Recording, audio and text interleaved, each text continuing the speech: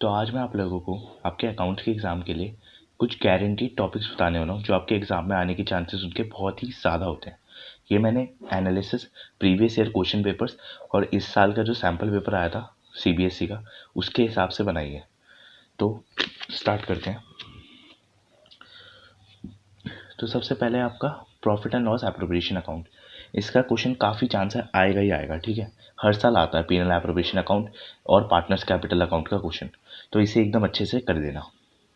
और adjustment entry जो हमारे चैप्टर 2 पार्टनरशिप की एडजस्टमेंट एंट्रीज होती हैं वो आ जाती है एग्जाम में, इसलिए उन्हें भी आपको अच्छे से करना है।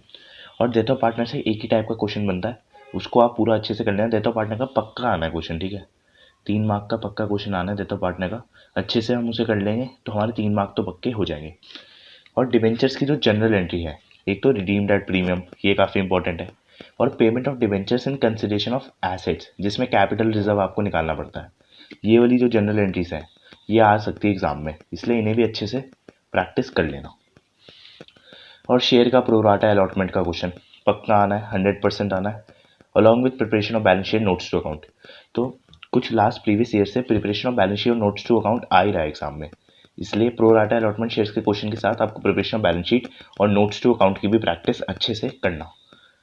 General entries of dissolution and realisation account, बस अगर आपको डिसोल्यूशन चैप्टर पढ़ना है आपको बस जनरल एंट्रीज करनी है उसकी और रियलाइजेशन अकाउंट, तो आपके पूरे नंबर आ जाएंगे डिसोल्यूशन वाले चैप्टर से, ठीक है। सिर्फ जनरल एंट्रीज और रियलाइजेशन अकाउंट पे फोकस करना।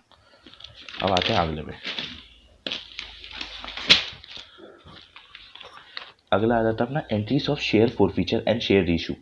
देखो काफ़ी इंपॉर्टेंट है शेयर फॉरफीचर और शेयर रीइश्यू की एंट्री, 100% एग्जाम में आनी ही आनी है शेयर फॉरफीचर और शेयर इशू की एंट्री, चाहे तो 4 मार्क वाले में भी आ सकती है, 6 मार्क वाले में भी आ सकती है।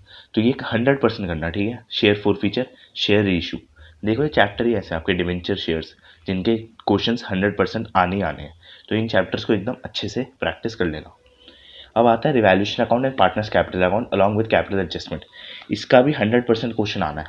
अब वो आपका रिटायरमेंट ऑफ पार्टनर का भी आ सकता है या एडमिशन ऑफ पार्टनर का भी आ सकता है या चॉइस भी मिल सकती है, ठीक है। कोई फ़र्क नहीं पड़ता है दोनों में, बस थोड़ा सा एडमिशन में प्रॉफिट शेयरिंग रेशियो निकालने का तरीका अलग होता है और रिटायरमेंट में प्रॉफिट शेयरिंग रेशियो निकालने का तरीका अलग होता है। बाकी जो एडजस्टमेंट्स होती है वो तो सेम ही होती है।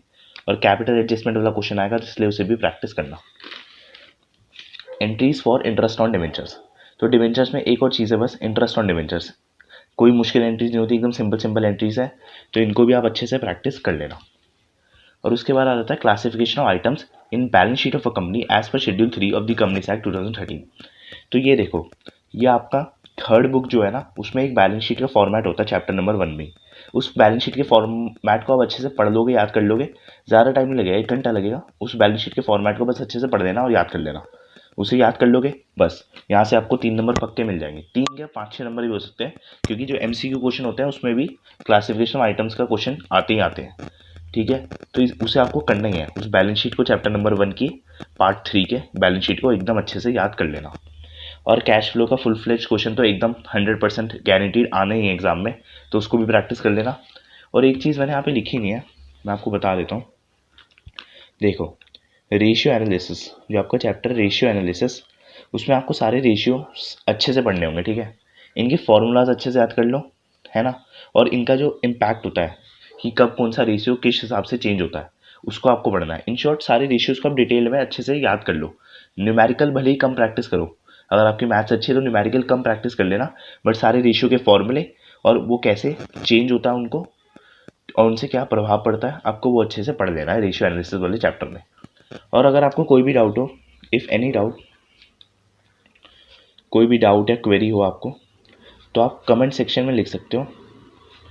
You can ask in comment section, ठीक है।